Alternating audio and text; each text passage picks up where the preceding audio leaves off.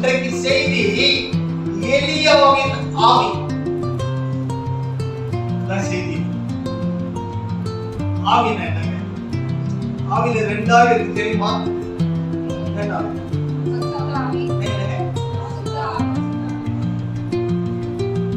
சொல்லுங்க. பரிசுத்த ஆவி ஒண்ணு இல்லைங்க. ஒரு மனிதன் நல்ல விதத்துல கடவுளுக்கு கீழ்ப்படி இருந்தா அவர் யாரால் நடத்தப்படுறாரு? பரிசுத்த ஆவி. அடுத்தது அசுத்தார். ஒண்ணுல பரியேற்றுங்க. அசுத்தார். அசுத்தாவினா என்னன்னு சொல்றேன். குணமா யாருக்கு சொல்றோம்? அசுத்தாவி ஐயா சொன்னார். பிசாசுக்கு சொல்லி என்ன சொல்றோம்? அசுத்தார். பிசாசு கொடுத்த ஆளரான்னு பாத்துருக்கீங்களா? கொஞ்சம் என்னைக்காவது போய் யாராவது பிசாசு கொடுத்தா போய் பார்த்துக்கலாம். நான் என் வீட்டில் ஒரு ப்ரேயர் மீட்டிங் நடத்தினேன் பாடிநல்லூர்ல. ப்ரேயர் மீட்டிங் நடக்கும்போது அந்த பாஸ்டருக்கு அவர் வந்தா கொஞ்சம் பிசாசுகள் சேட்டை ஆரம்பிக்குன்னு எனக்கு தெரியும். அவரை கூப்பிட்டுருக்கேன். டேனியல் ஜெபசிலன் தீர்த்தங்கரை. அவர் வந்து உட்கார்ந்துருக்காரு. பின்னாடி ஒரு அம்மா அப்படியே முறுக்குது. என்ன பண்ணுது? நார்மலா இப்ப சுகந்தி உட்காந்துருக்க போல நார்மலா இருக்காங்க. திடீர்னு சுகந்தி அப்படின்னா இருக்கும். இவர் கண்டுபிடிச்சிட்டாரு. கண்டுபிடிச்சு என்ன கூப்பிட்டு சொன்னாரு, பின்னாடி டோரை சாத்துங்க, அந்த பக்கம் ஒரு கிரில் இருக்கு, 3வது மாடி, அந்த அம்மா எகிரி கீழே இருந்தாலும் எழுந்துடும். அந்த ஒரு அசுத்தாவினுடைய சேட்டைகள் தெரியுது, அதை மூடுங்க அப்படின்னாரு. அது மூடணும் இல்லாம நாங்க 2 பேரும் எஸ்கார்ட் வேற போட்டோம். இந்த அம்மா என்ன பண்ணுது, அப்படியே கொஞ்சம் கையெல்லாம் அப்படி பண்ணி, அதெல்லாம் பாத்துருக்கீங்களா, அப்படி சேட்டையெல்லாம் பண்ணி கண்ணெல்லாம் 2 உருட்டி உருட்டி ஹேன்னு ஒரு சிரிச்சு டிஃபரெண்டா அந்த அம்மாவை அப்புறம் நம்ம கீழுக்கு வந்தா நம்ம கார்ல ஏற்றிட்டு போய் அவங்க வீட்டுக்கு போய் ராத்திரி 1 மணிக்கு அந்த பேயை துரத்தணும். நானும் கூட இருந்தேன். பேயை துரத்துற வரைக்கும் பேயை துரத்தி அந்த அம்மா கீழே வந்த அசுத்தாவின் பாகம். பரிசுத்தாவி எலியா. என்ன எலியாவுக்கு எப்படிப்பட்ட காரியங்கள் இருந்தது அப்படின்றது தான் இன்னைக்கு நம்ம பார்க்கிறோம். அவனுடைய ஸ்பிரிட் எப்படி இருந்தது? The spirit of Elijah. அதான் என்ன எலியாவின் ஆவியை பத்தி பார்க்க போறோம். எடுத்து படிங்க. முதல்ல அவனுக்கு எப்படிப்பட்ட ஆவி இருந்ததுன்றத படிக்க பார்க்கலாம். 1 ராஜாக்கள் 18:21 படிங்க.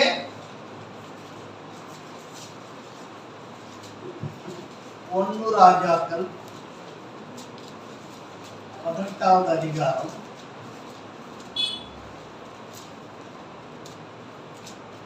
21வது வசனம் படிங்க. அப்பொழுது எலியா சகல ஜனத்தண்டைக்கும் வந்து நீங்கள் எந்த மட்டும் 2 நினைவுகளால் குந்தி நடப்பீர்கள். இன்னைக்கு இது வந்து வெறும் கிறிஸ்தவர்களுக்கு மட்டும்தான் message. only Israel people-க்கு, not other people-க்கு. இந்த ராஜா, அந்த ஆகாப் ராஜா இஸ்ரவேல் ராஜா தான். வேதத்துல போய் படிச்சு பாருங்க.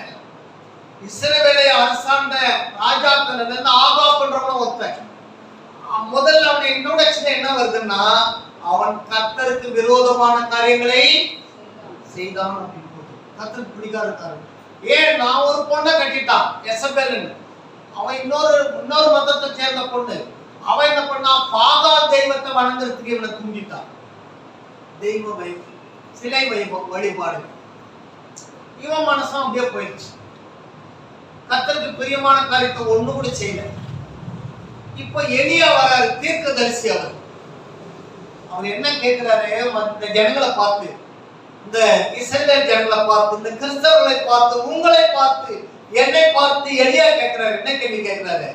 நீங்கள் எந்த மட்டும் 2 நினைவுகளால். ஆங்கிலத்தை இந்த குந்தின்றதுக்கு என்னன்னு பார்த்தேன். எனக்கு அவ்வளவு சரியா அர்த்தம் புரியல. லிம்பிங். முடமானவன் என்ன பண்ணுவான், நேரா ஸ்ட்ரைட்டா நடக்க முடியாது அவனால. அவன் என்ன பண்ணுவான், குந்தி நடப்பான். அப்படின்னா ஒரு ரெகுலர் பிராக்டிஸ் ஆஃப் வாக்கிங் இருக்காது, சாதாரண நடை இருக்காது. நீங்கள் எந்த மட்டும் குந்தி நடப்பீர்கள் 2 நினைவுகளா. அடுத்து படிங்கப்போ. கர்த்தர் தெய்வமானால் அவரை பின்பற்றுங்கள், பாகால் தெய்வமானால் அவனை பின்பற்றுங்கள் என்றார். புரியுதா உங்களுக்கு? யாரை பார்த்து பேசுறான் எலியா? கிறிஸ்தவர்களை பார்த்து பேசுறாங்க. அந்த நம்ம கொஞ்சம் பேர் தான் இருக்கிறோம். உள்ள ஜனங்களை பற்றி ஜனங்கிட்ட நம்ம கண்ணப்பாளையம் ஜனங்கிட்ட மத்தவங்கிட்ட போய் பேசல, சர்ச்சில் பேசுறாங்கன்னு வச்சு. நீங்கள் எந்த மட்டும் 2 நினைவுகளால் குந்தி குந்தி நடப்பீர்கள், மொண்டி மொண்டி போவீங்க, முடவாதமா போவீங்க, பாகால் தெய்வமானால் பாகாலை வணங்குங்கள். என்ன பண்ணுங்க? படிங்க, வசனத்தையே படிங்க. கர்த்தர் தெய்வமானால் அவரை பின்பற்றுங்கள். இன்னைக்கு பிரச்சனையே கிறிஸ்தவங்கிட்ட அதாங்க. நீங்க வெள்ளிக்கிழமை வற்பத்தியா? ஐயோ இன்னைக்கு அமாவாசை எதுவும் செய்யாத இருக்கிறாங்களா இல்லையா? இருக்காங்க. ஏங்க நான் ஒரு இடத்துல கிறிஸ்தவ இடத்துல வேலை செய்யறேங்க, அமாவாசைக்கு பூசணிக்காய் உடைக்கிறாங்க.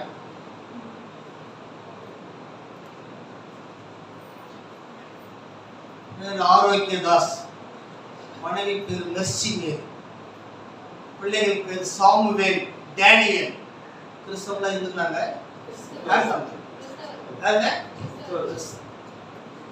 என்ன உடைக்கிறாங்க?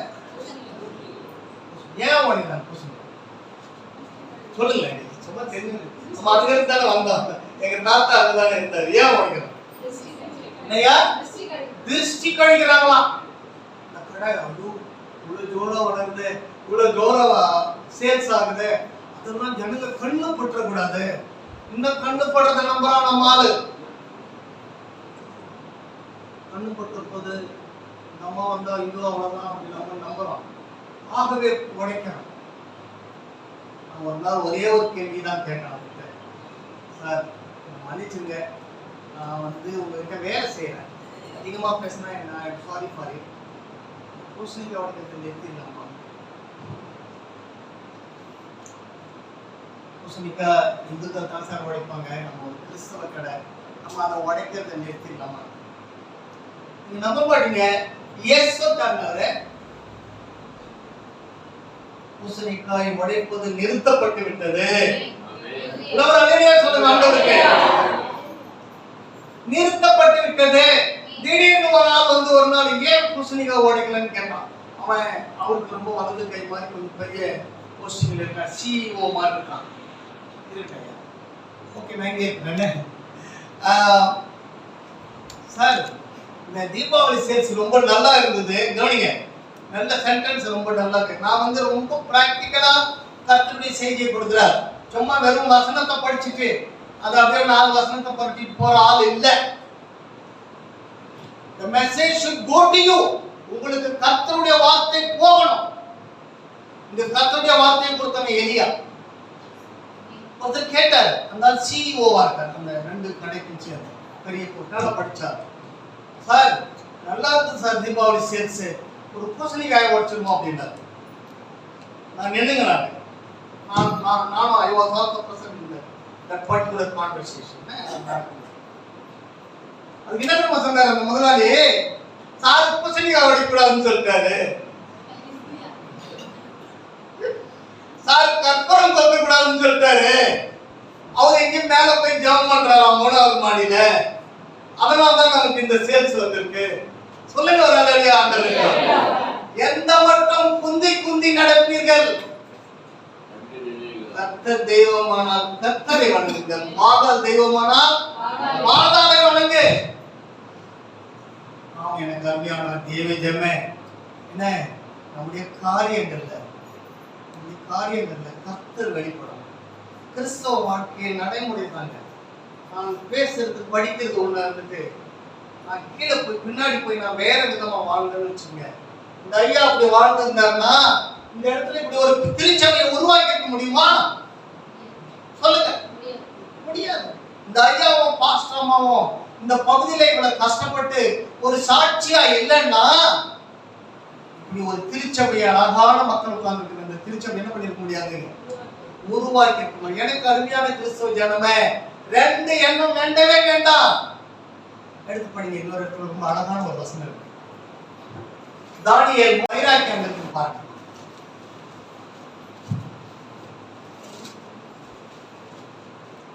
இன்னைக்கு கொஞ்சம் ஒரு 5-10 நிமிஷம் இருந்தா கொஞ்சம் அட்ஜஸ்ட் பண்ணிக்கங்க. முக்கியமான செய்தி இது. படிக்க பார்க்கலாம். தானியேல் 3:17-18 படிங்கன்னா அழகா சொல்றா பாருங்க. நாங்கள் ஆராதிக்கிற எங்கள் தேவன் எங்களை தப்புவிக்க வல்லவராய் இருக்கிறார். அவர் எரிகிற அக்கினி சூளைக்கும் ராஜாவாகிய உம்முடைய கைக்கும் நீங்களாக்கி விடுவிப்பார். விடுவிக்காமல் போனாலும் நாங்கள் உம்முடைய தேவர்களுக்கு ஆராதனை செய்வதும் இல்லை. இதுதான் அண்டர்லைன் பண்ண வேண்டிய விஷயம். இதுக்கு பேர் தான் விசுவாசம். இதுக்கு பேர் தான் நீங்க கர்த்தர் பேர்ல வச்சிருக்கிற வைராக்கியம். எங்களை விடுவிக்காமல் போனாலும் அப்படின்னு நாங்க பாருங்க. ஒரு பொச்சிலையை வச்சுட்டு இருந்த வெசாலியை வணங்க சொல்றோம். அப்படித்தானே? அதுக்கு முன்னாடி இந்த பொச்சிலையை எல்லாரும் வணங்கணும்ன்றான். நோ, நாங்க வணங்க மாட்டோம். நாங்க வணங்க மாட்டோம். இந்த தேவன் எங்களை நீ எங்க கொண்டு போய் போட்டாலும் எங்களை காப்பாத்த எங்க தேவன் எப்படி இருக்கிறாரு? வல்லவரா இருக்கிறாரு. அப்படி காப்பாத்தாம போனாலும் என்ன வைராக்கியம் பாருங்க, என்ன விசுவாசம் பாருங்க. எலியாவின் ஆவி, எனக்கு அருமையான ஜனமே, எலியாவின் ஆவி எப்படிப்பட்ட ஆவி தெரியுமா? துணிச்சலும் தைரியம் உள்ள ஆவி. 450 பேர் அவங்க போய் படிச்சு பாருங்க வீட்டுல போய். அதை இப்ப சொன்ன டைம் ஆயிடும். இந்த ஒரு ஆள் தான் எவ்வளவு துணிச்சலை சொல்றாங்க. 450 பேர் இங்க, ஒரே ஒரு ஆள் இங்க. இவன் சொல்றான், எந்த மட்டும்டா குந்தி குந்தி நடப்பீங்க? கர்த்தர் தெய்வமானால் கர்த்தரை வணங்குங்கள், பாகால் தெய்வமானால் பாகாலை வணங்குங்கள் அப்படின்னு சொல்றான். தைரியமா சொல்றான். ஆமா அருமையானவர்களே, என் அருமையான கிறிஸ்துவ மக்களே, என்னை நேசிக்கிற மக்களே, கர்த்தருடைய பிள்ளைகளே, உங்க நினைவுல ரொம்ப ஜாக்கிரதையா இருக்குன்னு அவர்கள் செய்யறதை நீங்க செய்ய. நம்ம இந்துவாய்ஸ் கிறிஸ்டியன்ஸ் தான். என் தாத்தா இந்து தான். கொஞ்ச நாளைக்கு முன்னாடி எங்க வீட்டு ஃபங்க்ஷனுக்கு போயிருந்தேன். எங்க அப்பா வழியில வந்த பிள்ளைகள் 40 பிள்ளைகள் இருக்காங்க உயிரோட இணைச்சு. அந்த பெரிய தலைகள்ல நான், என் மனைவி, எங்க அண்ணி 3 பேர் தான் இருக்கும். அதுக்கு அடுத்த தலைமுறையில இதுல ஒரு 7 பிள்ளை, அதுல ஒரு 2, இதுல ஒரு 2, 7, 4, 11. மீதி எல்லாம் பேர பிள்ளைகள். என்னுடைய பேத்தியை பெண்ணு பார்க்க வந்திருந்தாங்க. நான் ஒருவேளை 4வது தலைமுறையை பார்க்க போறேன்னா என்னன்னு தெரியாது. அதுக்கு நான் போயிருந்தேன். 40 பேரும் கிறிஸ்துவை ஏற்றுக்கொண்ட ஜனங்கள். இந்துக்கள். எங்க அப்பா இந்து, முருகன் ஒரு பேர். ஊருக்கார் தான் முருகன், எனக்கு ஃப்ரெண்டு, கண்ணம்பாளையத்துக்காரு. நாங்களும் அவர் தான் ஒன்னா ஜாயின் பண்ணோம். அவர் எங்க வீடுன்னு தெரியல எனக்கு கண்ணம்பாளையத்துல. ஆனா ஒரு முறை வந்திருக்கேன் அவர் வீட்டுக்கு. ஒரு முறை வந்திருக்கேன். என்ன 40 பேரும் கிறிஸ்துவை ஏற்றுக்கொண்ட ஜனம், ஆண்டவரை தெய்வமாக கொண்ட ஜனம். பாத்தீங்கன்னா எங்க வீட்டுல எந்த விதமான இந்துக்களுக்குரிய அடையாளத்தை நீங்க பார்க்க முடியாது. எதுவுமே இருக்காது. எனக்கு அருமையான கிறிஸ்துவ மக்களே, எலியாவின் ஆவி தைரியமான, கர்த்தருக்கென்று வாழ வேண்டும் என்ற தைரியமான ஆவி. அந்த ஆவி உங்களுக்கு எனக்கு என்ன பண்ணணும்? கண்டிப்பாக இருக்கணும். எனக்கு ஒரு 22-23 வயசு இருக்கும்னு நினைக்கிறேன். பைபிள் காலேஜில் போய் எனக்கு சூப்பர்வைசர் வேலை கொடுத்துட்டாங்க. சூப்பர்வைசர் பெரிய எக்ஸிக்யூட்டிவ் வேலை இல்லை. காலையில் பாண்டு, மண்வெட்டி, சிமெண்ட் கொடுக்கணும். சாயந்தரம் அதெல்லாம் கலெக்ட் பண்ணி வைக்கணும். இதுதான் வேலை. 150 ரூபா சம்பளம். 22-23 வயசு நல்ல ஞாபகம் இருக்கு. ஒரு வேலை 1972-73 பகுதி. ஒரு சின்ன பையன், எனக்கு ஒண்ணுமே தெரியாது. அப்பதான் அங்க எழுதிட்டு இருக்கேன். அப்பதான் சர்ச்சுக்கு போயிட்டு இருக்கேன். பெரிய விசுவாசம்லாம் ஒன்றும் சொல்ல முடியாது என்கிட்ட. எனக்கு நிறைய தெரியும், இன்னைக்கு தெரிகிற அளவுக்கு எனக்கு தெரிஞ்சதுன்னு சொல்ல முடியாது. இப்போ காலையில இந்த ஜனங்களுக்கு சாமான கொடுக்கும்போது, பொழுது, மண்வெட்டி, பாண்டு இதெல்லாம் கொடுக்கும்போது அவங்களை நிற்க வச்சு ஒரு ஜெபம் பண்ணுவோம். ஆண்டவரே, இந்த ஜனங்களுக்கு இன்னைக்கு அடியெல்லாம் படக்கூடாது, வேலை சுத்தமா செய்யணும், இவங்களை பார்த்துக்குங்க அப்படின்னு ஒரு ஆமன் போட்டுட்டு கொடுத்தாச்சு. அதுல ஒரு பையன் என்ன பண்ணாரு, ஒரு நாள் நம்ம அண்ணாச்சி சதீஷ் அண்ணாச்சி மாதிரி நல்ல தாடி வளர்த்துட்டு இருக்காரு. ஜோதி அவர் பேர்.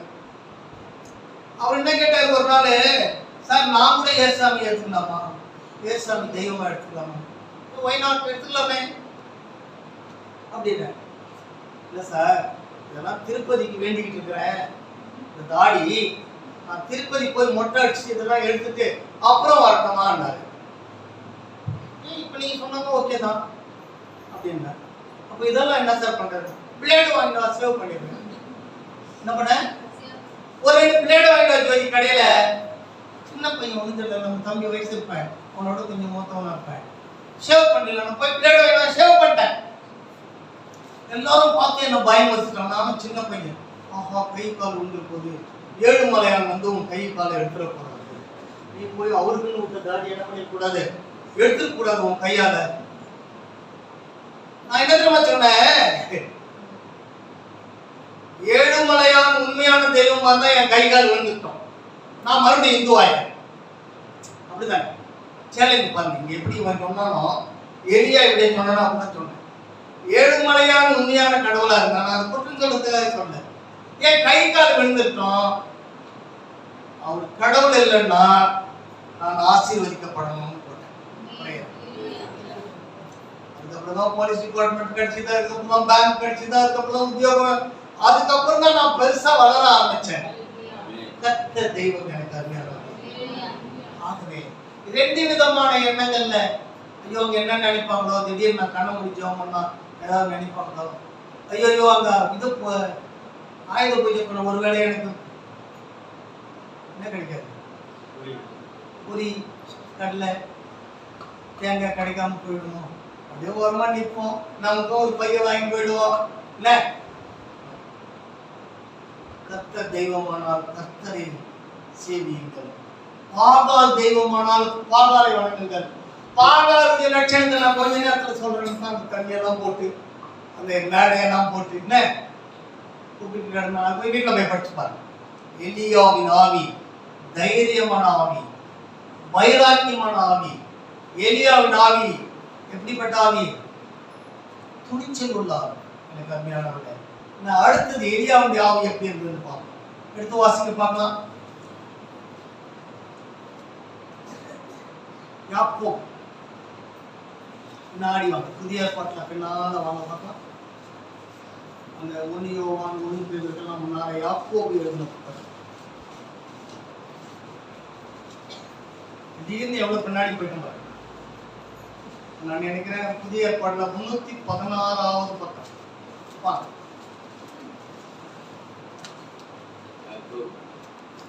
யாக்கோபு 5வது அதிகாரம் 17-18 படிங்க. எலியா என்பவன் நம்மை போல பாடுள்ள மனுஷனாய் இருந்தும், உங்களையும் என்னையும் போல பாடுள்ள மனிதனாய் இருந்தும், மழை பெய்யாதபடிக்கு கருத்தாய் ஜெபம் பண்ணினான். மழை பெய்யாதபடிக்கு கருத்தாய் ஜெபம் பண்ணினான். அப்பொழுது 3 வருஷமும் 6 மாதமும் பூமியின் மேல் மழை பெய்யவில்லை. மறுபடியும் ஜெபம் பண்ணினான்.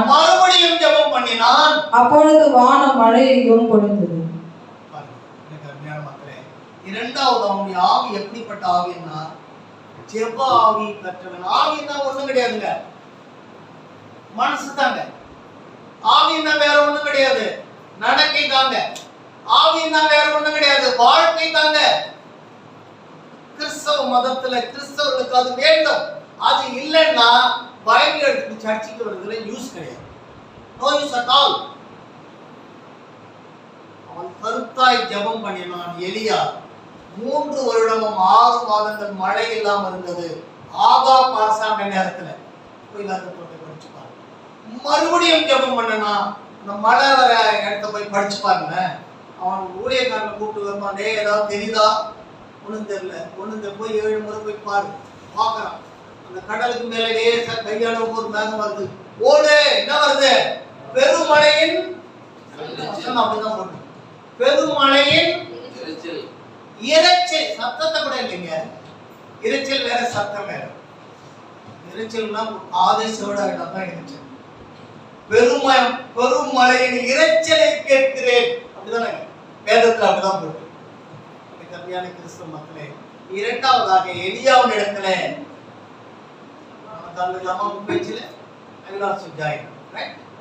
ஏதாவது என்ன பேசுறீங்க எனக்கு கேட்குறீங்கன்னா நான் கூட சேர்ந்து இல்லையா சொல்லுங்க.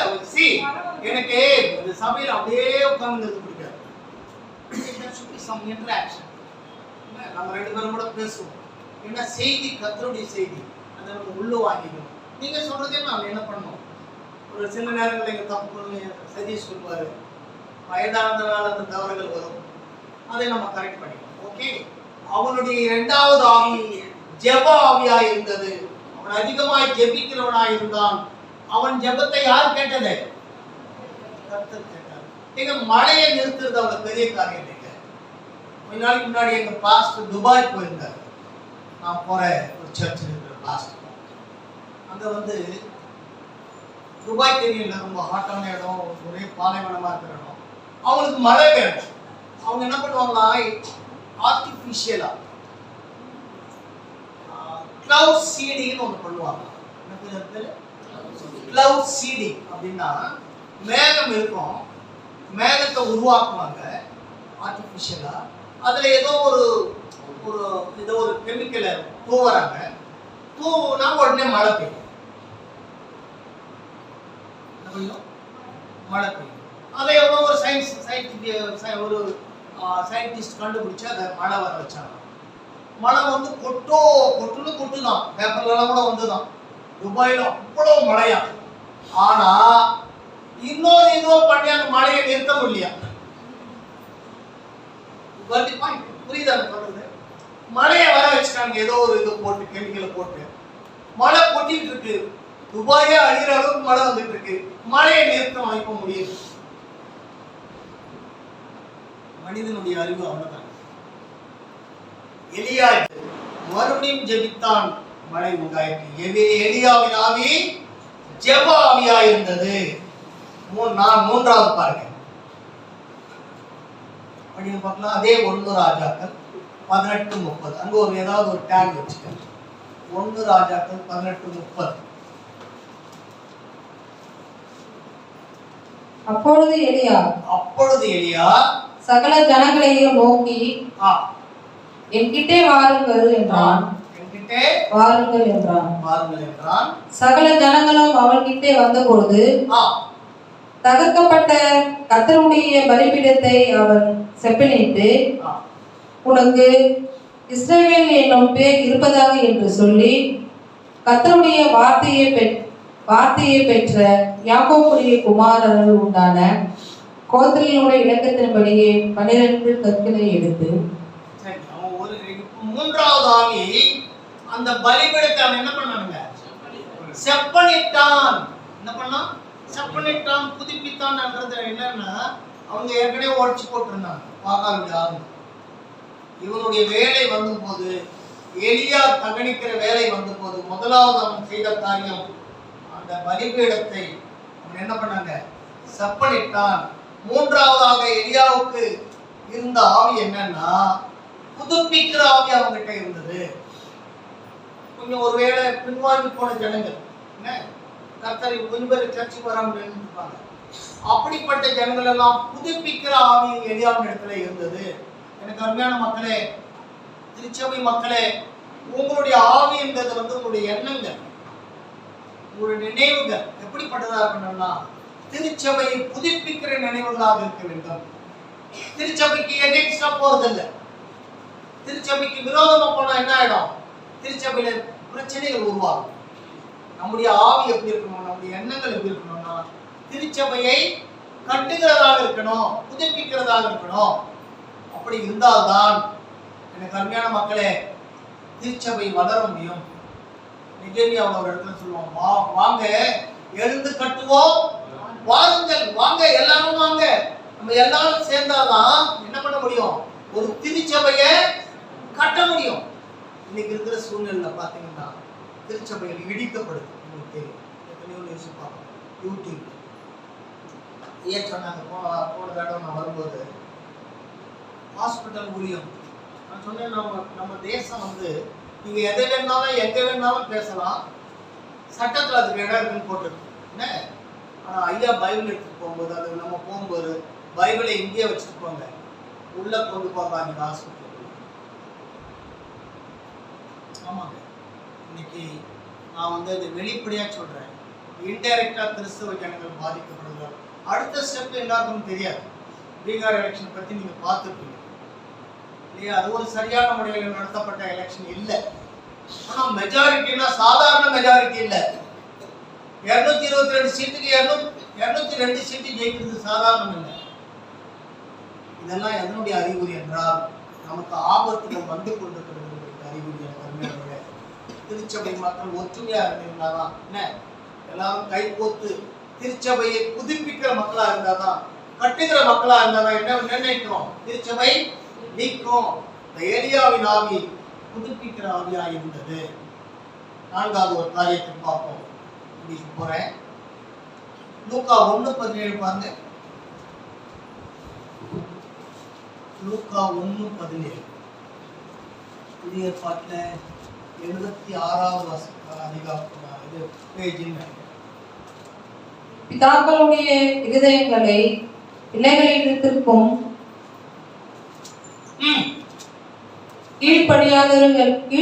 கீழ்ப்படியாதவர்களை நீதிமான்களுடைய ஞானத்திற்கும் திருப்பி உத்தமமான ஜனத்தை கர்த்தருக்கு ஆயத்தப்படுத்தும்படியாக அவன் எலியாவின் ஆவியும் பலமும் உடையவனாய் அவனுக்கு முன்னே நடப்பான் என்றான். அது யாரை குறித்து போடப்பட்டிருக்கிறது? யோவான்.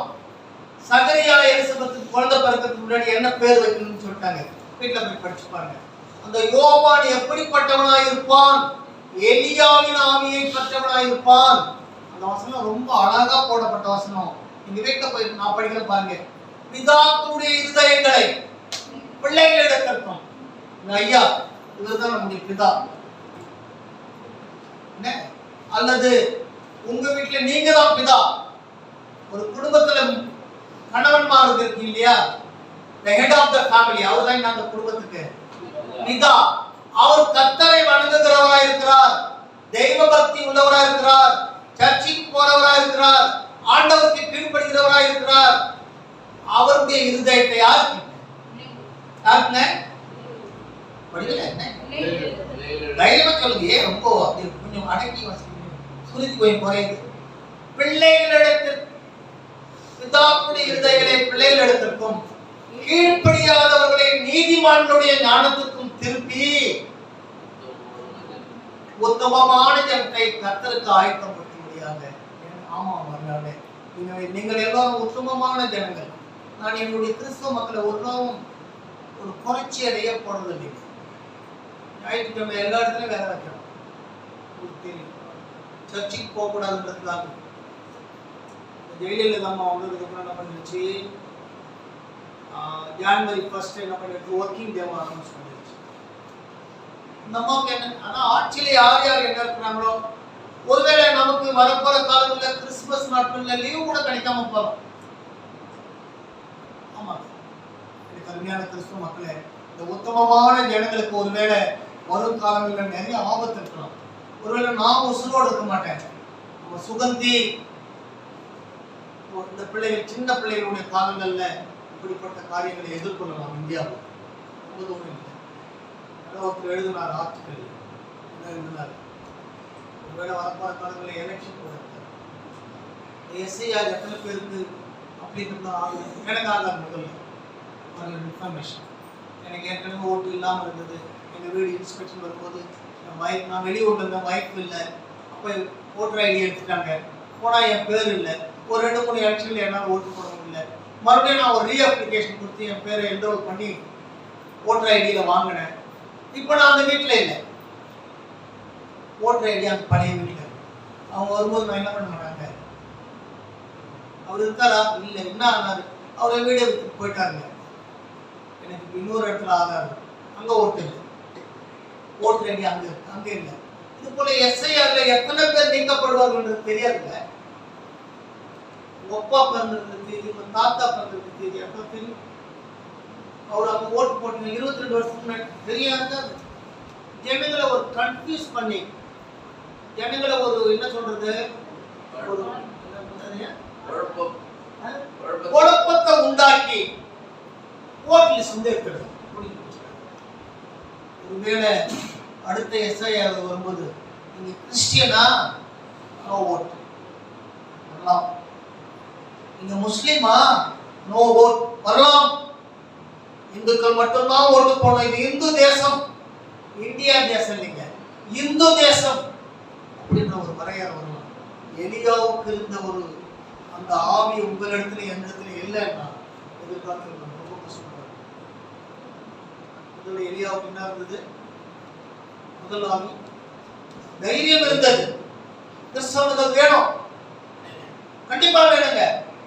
நான் ஒரு நாள் என்னுடைய வாழ்க்கையில 50-55 ஆண்டுகள் காலத்துல நான் கர்த்தரை தெய்வமாக ஏற்றுக்கொண்டு ஒரு நாள் என் ஆண்டவரை நான் மறுதளிக்கிறேன்.